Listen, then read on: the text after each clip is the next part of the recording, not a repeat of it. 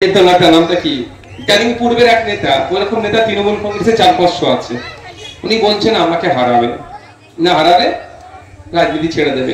উনি মমতা ব্যানার্জির বিরুদ্ধে এই ধরনের কথা একসময় বলেছিল যখন উনি সিপিএম করতেন, মনে আছে তো নাকি আপনাদের যারা বাপের বয়সী?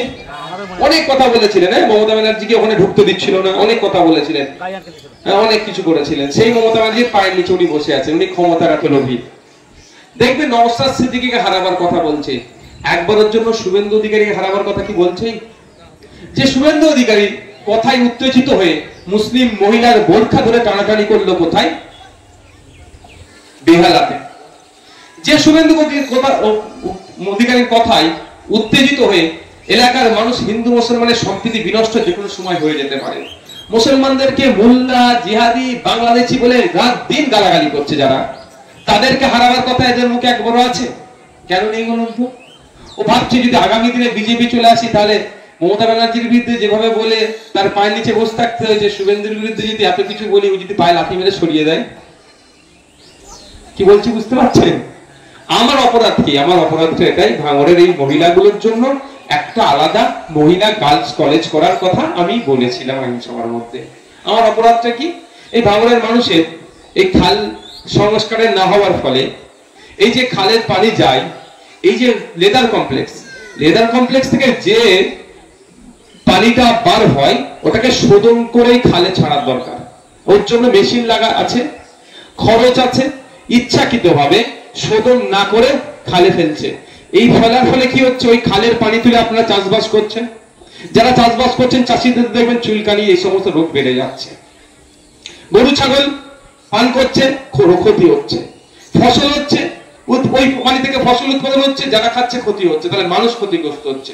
আমি বিধানসভার মধ্যে বলেছিলাম পানিকে শোধন করে ছাড়া হোক। কেন কোম্পানিগুলো শোধন করেনি? ওই সমস্ত নেতা বুঝতে পারছেন ওদেরকে মাল দিয়ে দেয় মাসে মাসে, ওই মেশিনগুলো চালায় না।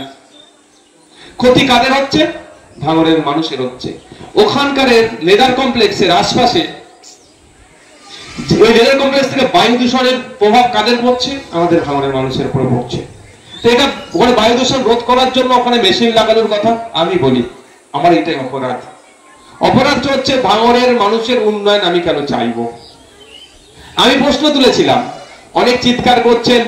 আমাদের এখানে যিনি এমপি হয়েছেন, কিভাবে এমপি হয়েছে আমরা সবাই জানি, ভোটের দিনে কি করেছে সেই বিতর্কে আমি যাবো না নতুন করে।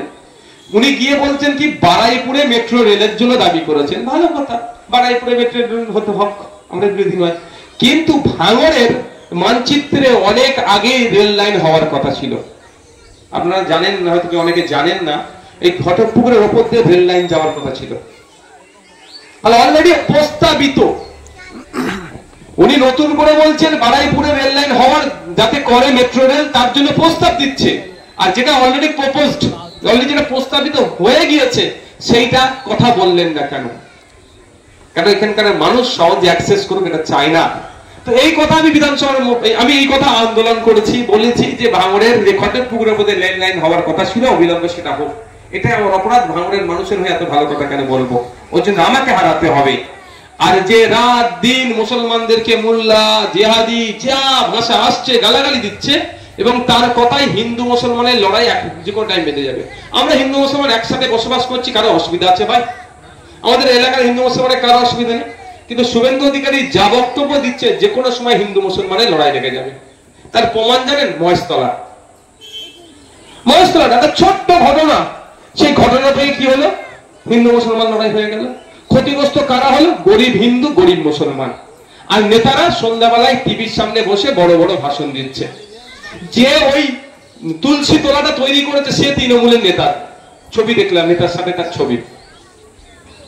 ওদের একটা যুব নেতা আছে না, ভুম ভাং মাঝে মধ্যে বকার থেকে বেশি খেঁচাখেঁচি করে, ওই নেতার সাথে ছবি দেখলাম, যার সেই আবার তুলসী তলা তৈরি করছে। মানে বুঝতে পেরেছে, সাপ হয়ে কামড়াবে আর ওজা হয়ে ঝাড়বে। দিনে তৃণমূল, রাতে আরএসএস বা রাতে বিজেপি, বারবার আমরা বলে আসছি, সে প্রমাণ বিজেমূল। তো এই ধরনের কার্যকলাপ যারা করছে তাদেরকে হারাবার কথা বলছে না। আর যে বিধানসভার মধ্যে দাঁড়িয়ে বলছে যে রমজান মাসে ফলের দাম এত বেড়ে যায় কেন, এই দামটা কমাতে হবে, তাকে হারাতে হবে কেন ভাই? তাকে হারাবার জন্য এত চিন্তা কেন? হারার ভয় আমি খাই না। 2021 সালে আপনাদেরকে অনেক ভুল বুঝিয়েছিল বিজেপি চলে আসবে, বিজেপি চলে আসবে, কিন্তু আপনারা ভোট দিয়েছিলেন আমাকে 26,151টি ভোটে আমি জিতেছি। 1,09,000-এর উপরে ভোট দিয়েছেন। কিন্তু এখন তো আপনারা বুঝতে পারছেন বিজেপির আসল বন্ধু কে, বুঝতে অস্বীকার হচ্ছে নাকি আর ভুল হচ্ছে? কারণ বিজেপির বিরুদ্ধে আন্দোলন আমরা করছি, মোদির নিয়ে আসা ওয়াকাফ বিলের বিরুদ্ধে আমরা আন্দোলন করছি, আর আমাদের ছেলেদের নামে মামলা কে দিচ্ছে? মমতার পুলিশ। মমতা ব্যানার্জির উচিত ছিল পুলিশকে দিয়ে আরো বেশি সহযোগিতা করা, যে বিজেপির বিরুদ্ধে আন্দোলন তীব্রতর করো, এই ছেলেগুলোকে তোমরা আরো সহযোগিতা করো, কলকাতা যাওয়ার রাস্তা ট্রাফিক খালি করে দাও, তাড়াতাড়ি যাতে কলকাতা যেতে পারে, বড় বড় আন্দোলন করতে পারে, বিজেপি যাতে চাপে পড়তে পারে, মাদ্রাসা মসজিদ ঈদগাহ কেড়ে নেওয়ার অপচেষ্টা যাতে বিজেপির বন্ধ হয়, তাই তো? তার পরিবর্তে রাস্তায় ব্যারিকেড লাগিয়ে আটকাচ্ছে কেন? করছি আমরা শুভেন্দুর ভাই অধিকারীর বিরুদ্ধে আন্দোলন, আর বুকে চিনচিন করছে নটোরিয়াস ক্রিমিনালের। কেন ভাই? আমরা মোদির বিরুদ্ধে কথা বলছি, বুকে যন্ত্রণা হচ্ছে কার? ক্যানিং পূর্বের বিধায়কের। কেন? এটা ভাবতে হবে আপনাদেরকে, এটা আপনাদের ভাবতে হবে। আরে বোরকার বিরুদ্ধে কথা বলছে, তাকে গ্রেফতার তো দূরের কথা, বরঞ্চ এটা যারা প্রতিবাদ করছে তাদের বাড়িতে নোটিশ পাঠাচ্ছে। কেন ভাই? এটা আপনাদের ভাবতে হবে। এই ভাঙড়ে কদিন আগে যে ঘটনা ঘটলো আপনারা দেখেছেন, সবাই দেখেছেন, ভাঙড়ের কত ছেলের নামে মামলা দিয়েছে জানেন? 3,000 মুসলিম ছেলের নামে মামলা এই শওকত মোল্লাদের সরকার দিয়েছে। বলুন, ছেলেগুলোকে তো উল্টে পুলিশ মারলো, মাথা ফাটালো, তারপরও মামলাটা কি দিল? কেন? পার্টি করে বলে? পার্টি করে বলে মামলা দিয়েছে মনে হয়? এই মহেশতলা যে ঘটনা ঘটেছে, আমার কাছে ভিডিও প্রমাণ আছে, চাইলে দিয়ে দেবো।